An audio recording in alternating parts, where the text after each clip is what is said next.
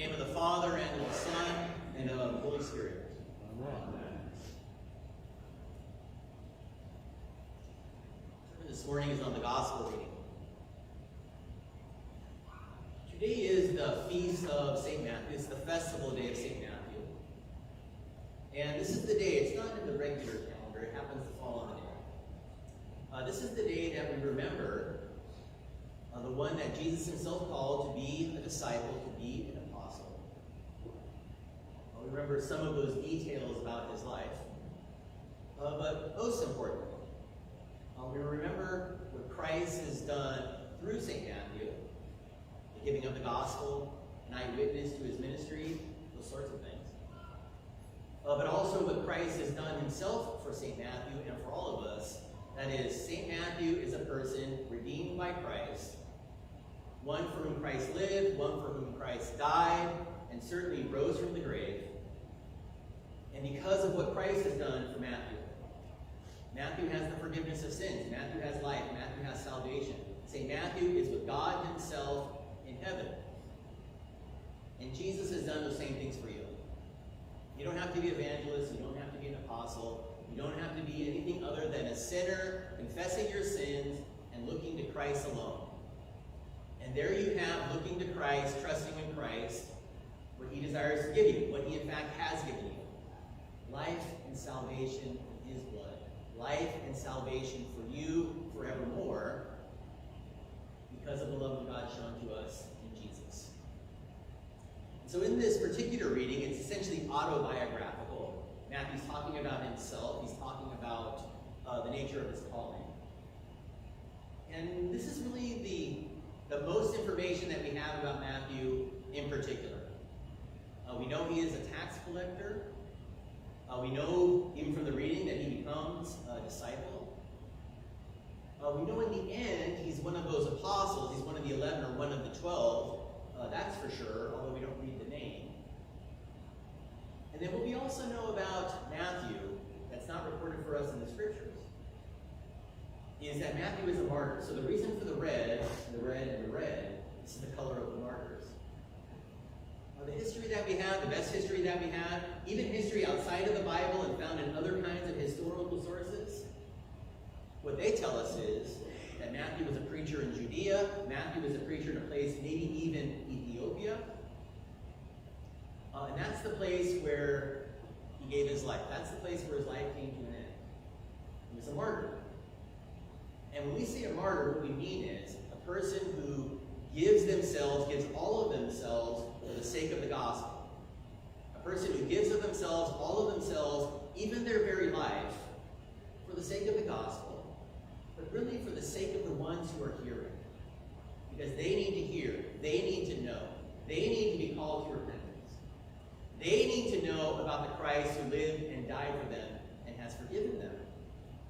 And if they don't hear that message, they don't have that preaching and teaching, they are brought face to face with Christ himself through the means that Christ himself has established. Then they are in their sins. And they remain in their sins. Then Matthew goes, the apostles go, the church goes, others go, and they confess Christ. And in those places where there is that hostility, in other words, all throughout the world, a hostility to the faith, a hostility to the gospel, there are these occasions where that hostility amounts to putting an end to that person's life. Now, this happened today. Is this only a thing for the past? It happens today. We think about Pastor Wokema, who's in Nigeria. The kinds of stories I regularly hear out of Nigeria. Christian families in the south are regularly, in the middle of the night, executed by Islamic folks from the north. They come down south, and their purpose is, we hate Christ, we hate the gospel, we have to eliminate this confession in the world, we have to eliminate this teaching and preaching in the world. And so they do what they do. And the same thing happens everywhere, even here in the United States. So St. Matthew, he is the martyr. He gives his blood for the faith. He gives his blood in the preaching and the teaching of the gospel. And he does it because that's what he has been called to. Well, that calling then, again, this is what's in the gospel reading. It's a calling from God, a calling from Jesus himself, sees Matthew in the tax collector's booth, and what he says to him is, follow me. Now this happens in other occasions in the Gospels. This is very much like the calling of the four fishermen. So Peter and Andrew, James and John. They get the same kind of a calling from Jesus. Follow me, you'll find out some things. You'll find out things about Christ, that's true. And then eventually the same invitation is given to St. Matthew. Now, what's so significant about this, what's so important about this, is while this is a calling to a disciple who will become an apostle, don't make the mistake and think that this is for them and it has nothing to do with us, it has nothing to do with Christians, because we're all called in the exact same way. God calls us. God calls us, whether we're young or we're old, God calls us to follow Him, to trust in Him, to believe in Him, to pursue the kinds of good things that He gives to us, to live the kind of life that He desires for us to live. These are all the things that go into the follow me, and it's not just the apostles, it's not just those ones out there, but everybody here, every Christian has the same calling, to follow Christ wherever He leads us, to follow Christ wherever He goes. And so Matthew immediately follows Him. And there's no explanation here how they end up from the booth to the house, but it makes you think that this has to be Matthew's house, because he's right in the middle of it. And what Matthew describes for us is that there is a gathering here in this house. Whether it's his or not doesn't make any difference. And the gathering here is a group that's known as, what? The tax collectors and sinners. Well, I don't know how you hear that, how that makes you feel. It's not supposed to be very honoring, to be perfectly honest. It's almost like talking about the gum of my shoe or the scum of the earth or this kind of a phrase. Who was that? Who was that guy? Those are the tax collectors and sinners. Do not associate with them. But Jesus does. He does associate with these tax collectors, who are basically, at least the way the Jews thought of them, traitors to their cause, collaborators with the enemy, people that would go around and they would collect taxes on behalf of the oppressing government of the Romans or whoever. They used whatever means they could to get these taxes. Pay your taxes, or I know a certain Roman soldier, they'll visit you in the middle of the night, so pay your taxes. You don't want to go down that road. Something like the mafia or something like this. But the idea is, you pay, right, or what? You'll pay. Physically or whatever. And so not a person that Jews normally would like to associate with. Hebrews would like to associate with. So you can see why there's tax collectors. And then there's this catch-all phrase of the sinners. Who are these sinners? Well, sometimes people say they're this group or that group or whatever, but what we want to say is they're basically sinners. Are they Gentiles? Perhaps. Are they people who are involved in this tax collecting industry? Most likely. And the thing about this designation as sinner, this is public sin. People know who they are. People know who they are, they know what they do, they know who their friends are, tax collectors. And so they're to be avoided at all costs. Do not associate with the tax collectors, do not associate with their friends, the sinners. But Jesus goes to this house, and this is exactly what he does. He sits at table with them, and what we hear from the way it's revealed here, he eats with them. We presume he talks with them, and engages in conversation with them. And when the Pharisees come and they observe this, because they can essentially see them from the road, they see them that they're gathered there, and they're at table, and they're eating, and maybe they're drinking, and they're talking, and they're conversing. The Pharisees ask the question, why does that teacher, why does that person associate with those tax collectors and sinners? Why does the teacher, why does the master, how can he possibly sit and eat with folks like that? Well, we might, in terms of a response, say, well, you eat with people, what's the big deal? You eat with people. People go out to lunch all the time. People sit next to each other in restaurants. Can I sit here? No problem, have a seat. But Hebrews, and I think we do, have a notion of that when we sit and we eat, and we say offer prayers and thanks to God for the food that he has given to us, we we do those kinds of things, there's almost a kind of a churchly atmosphere which is taking place. There's something about receiving those gifts from God. It's a holy act, it's a religious act. To pray, to give thanks, to eat with your neighbor.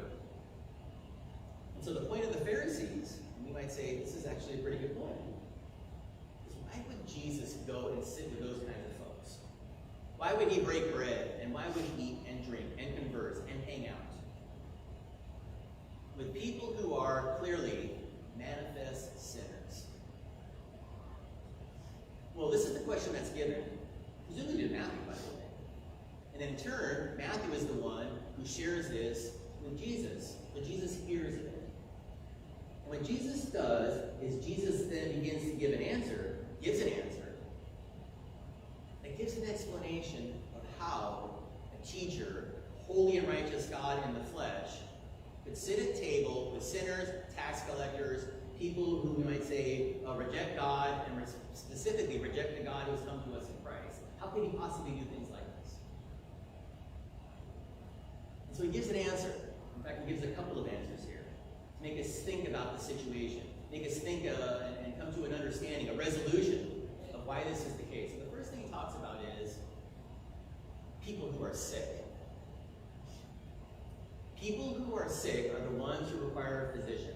People who are not sick are the ones who do not require a physician. And so Jesus comes to tax collectors, he comes to sinners, and in this particular description, which one of these groups is Jesus? Well, he's the physician, right? He's the doctor. He's the one. And when you ask the question then, and it's real obvious then, well, who are the ones who are sick? Who are the ones who are in need of a physician and the care of the physician? And who is it? Well, at least you might say now, it's definitely tax collectors and sinners. He then talks about, go and learn this, I desire mercy and not sacrifice. But the last part there is the part that really catches my attention. That Jesus has not come to call those who are righteous already righteous, but he has come to call those who are unrighteous. And by the way, this is not going to be a very helpful answer for the Pharisees. They're going to not like any of these answers at all, and you can find out how this works out. Just go and read the Gospel of Matthew here in the 9th chapter. And so what this makes us think about is that when Jesus says that he is the physician, and he's been sent to those who are sick, we have to be honest with ourselves. Who are the ones who are sick? Is it just these Pharisees? Is it just these completely obvious, manifest sinners? Everybody knows they're a sinner, and that's all there is to it. They're sick. Well, it's true, they are sick. And so are we. We who are the descendants of Adam and Eve, we are the ones who have been born into this kind of illness, born into this kind of sickness. Sin, original sin. You have it. I have it. We all have it. Turns out it's contagious. Parents give it to their children, so on and so forth. Not just that, though. There's all of the sin that we have to think about, we have to consider, which comes after our birth, after the idea of original sin, our own sin. We're born sinners, and we continue to sin, and we sin, and we sin, and we sin, and that's the reason why we are sick in that particular way. We're sick. We're sick with sin. We receive that sin. This is who we are. This is who we are, along with the tax collectors and the Pharisees. You might say, if you want to be very particular about this, well, I'm not exactly a tax collector. I don't go around threatening people to give me money, or I'll have them injured or beat up or even killed. Well, that's true. But we all have our own version of how we live out our lives as sinners. Well, the teaching from Jesus and the clear teaching from Jesus is, he is the physician and he was sent to such people. He is the physician, the great physician, we might say, and he was sent to provide the cure for such people. That includes those tax collectors, that's why he's there. The sinners who are their friends, that's why he's there. That includes you, that includes me. That's why we're here, and that's why he's here among us, always among us, according to his word and sacrament. He's here to bring us that forgiveness of sins. He's here to bring us that overcoming of sin. That's not so easily remedied by take 2 aspirin, call me in the morning. Go down to the pharmacy, here's your prescription, take a couple pills, and everything will be fine. That's not how this works. It could never work that way. The only way that the sick, the spiritually sick, can be delivered from their illness, sin itself, is for Christ to be something. Christ to act in a particular way. Christ to do certain kinds of things for us and for our salvation. Or otherwise, we're left in our sins. We're left in this sickness which cannot be cured. So what has he done? Well, first says he takes on that human flesh and he becomes one of us. He places himself under the law. He doesn't come to tolerate sin or say, don't worry about sin, it's not a big deal. He knows it's a big deal, and that's the reason why he's here. And that's the reason why he acts the way he acts, because it is a big deal.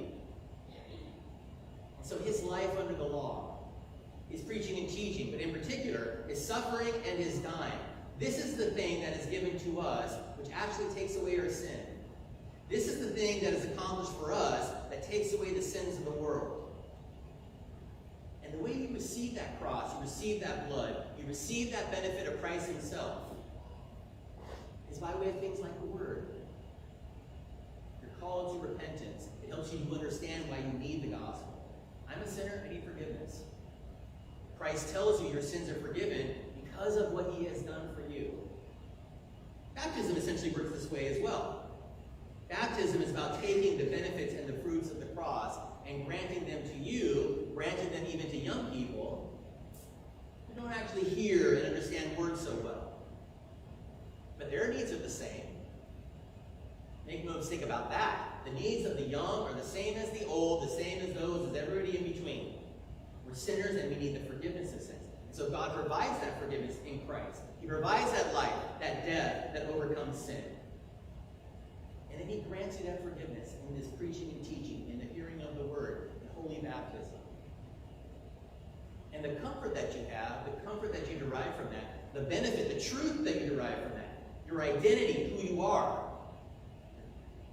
You might be tax collector, you might be sinner, you might be this, you might be that. That's all true. At the same time, Christ came and died for you. Christ came and rose for you. Christ has come and he forgives you all of your sins. Just in the same way that a physician comes to those who are sick and he cures them. The second thing here is that calling of the righteous and the unrighteous. And this is the same thing, just using different terms. Who are those who are unrighteous when it comes to the law and being identified as such because of the law? Unrighteous means you don't keep the law, you have no standing before God. You should flee, you should hide. Well, Christ hasn't come to call the righteous. And in fact, such a group doesn't exist except for Christ himself. So he calls the unrighteous, he calls them from their unrighteousness. And what does he call them to? Righteousness. Standing before God, good standing before God. But it's not the kind of thing where you can just say, come on down and stand with us. It's not that simple. Because sin has to be addressed, sin has to be overcome, sin has to be taken away. And so that same life, that same death, that same resurrection which has occurred, that Christ is calling you to hear about those things. That Christ is calling you to believe and to trust in such things. Because they're true things and they're real things. And the outcome is one of the most difficult things for a Christian to think about. And people out there from the outside here have no concept of it whatsoever. How can unrighteous people who know they're unrighteous stand before God? How can sinners who know they're sinners stand before God? Without fear, without cowering, without possible punishment. Well, on their own, we know we can't. That's just the reason we're afraid. But what Jesus says is, in terms of your fear, have no fear. In terms of your shame, have no shame. Because I've taken away your sins completely and entirely. I call you out of unrighteousness to righteousness because I've suffered, died, and I've risen for you. You can take comfort now. You can now know for certain that you are a forgiven person because of what Christ has done. Baptism, again, helps you with that. You're washed in the blood of the Lamb. That's who you are. You are the baptized. But so does the Lord's Supper. And that's what's so great about all of these things. It's not that they're different things. It's the same thing, but over and over again in different ways. Baptism for the forgiveness of sins. Preaching and teaching of the gospel for the forgiveness of sins. The Lord's Supper, which is granted to you, the body and blood of Christ. For what purpose? Forgiveness of sins. To sustain you in this life, facing those things which are so terrible and so horrible. Even death itself, even death that might come from persecution. That's definitely true. But the Lord's Supper, or his body and blood, grace itself granted to you. To face these things with the knowledge that Christ has overcome the world. Christ has even forgiven people, scum of the earth, gum on your shoe, like tax collectors and sinners. And so there's place for them, there's place for you, there's place for me, there's place for all of us. Not because of our actions, not because of our doings, not because we're martyrs, not because we're one of the apostles. That's not the issue here. The issue is, what has God done for sinners in Christ? And what he has done is he has forgiven us. And so this is the kind of thing we consider at the festival of St. Matthew. Because St. Matthew was an eyewitness to these things. He's not, I heard a story of a story of a story, and I'm going to write it down because I think it's pretty good. St. Matthew, if you read the Gospel of St. Matthew, you read the Gospels themselves, he's there at the beginning. He is an eyewitness. He testifies to those things which are true things. And days like this remind us of this. This is not just a story that makes it easy for us to sleep at night. Although it might make it easier for us to sleep at night. It's a story that's a true story. That's a real story. That's your story. That's God's story. And we've come to learn it, and we've come to trust in it. Because God works through humble means, like the mouth of a lowly tax collector, like St. Matthew. And so for the gospel, for Christ, for all that he has done for us, we offer our thanks. In the name of the Father, and of the Son, and of the Holy Spirit. Amen. We rise. Peace of God that passes all understanding, keep your hearts and minds in Christ Jesus.